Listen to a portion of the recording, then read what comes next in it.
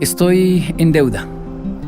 A nadie le gusta tener deudas, pero yo tengo una dantesca con ciertas personas.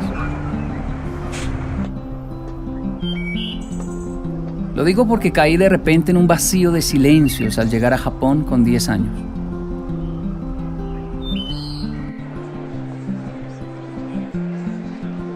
En Colombia me había dado el gusto de decirle a los profesores que no entendía por pura pereza. Y ahora descubro lo que es realmente no entender. Horas mirando al aire en un salón de clase me llenarían de incertidumbre sobre mi futuro. Hasta aquí llegué, pensaba con desesperanza, al no entender ni una letra.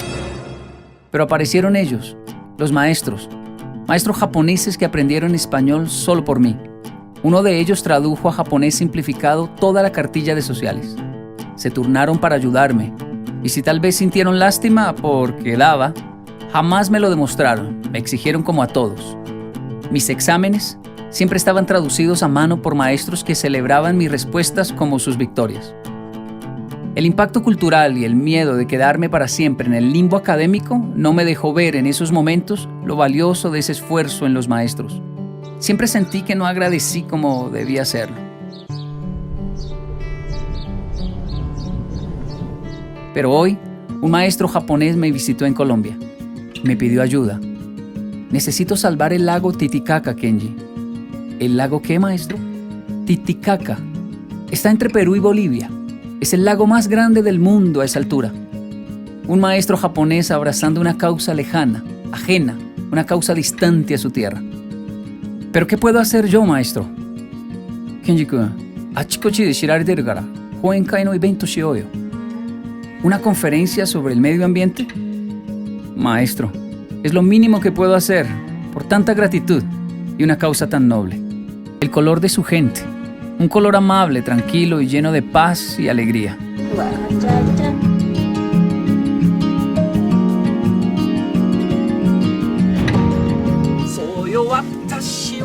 Por unos minutos me han permitido ser la autoridad de este lugar para cuidar de los peligros, de los robos, pero no hay nada que hacer aquí.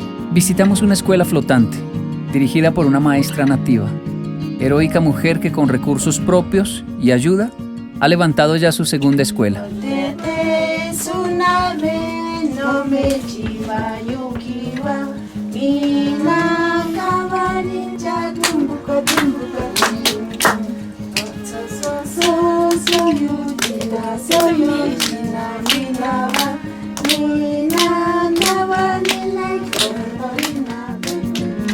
Las pequeñas islas se mueven, se juntan a festejar.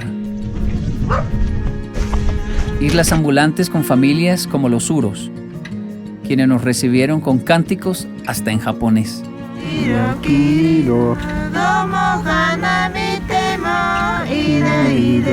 ¿Quién es ella? Es una amiga que vine a buscar. Tuvimos la jornada de recolección de basura y desechos tóxicos del lago Titicaca hacia el lado de Perú. Confieso que parecía inútil ante tanta suciedad. Y sin embargo, allí había vida.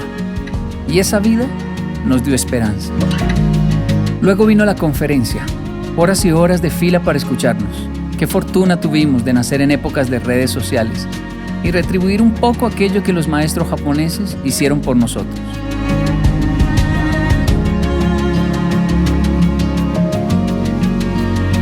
Hoy navegué el sagrado Titicaca, el gran puma gris, y lo vi llorando.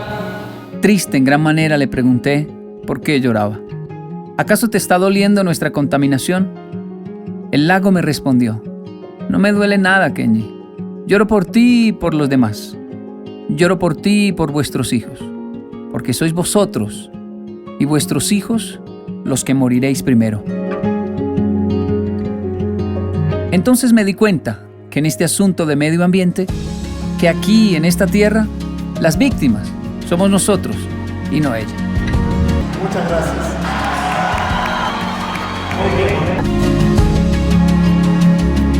Ya llegué. Está todo bien, está todo bien.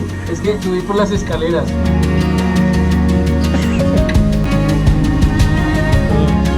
¡Ah! ¡Le escupió!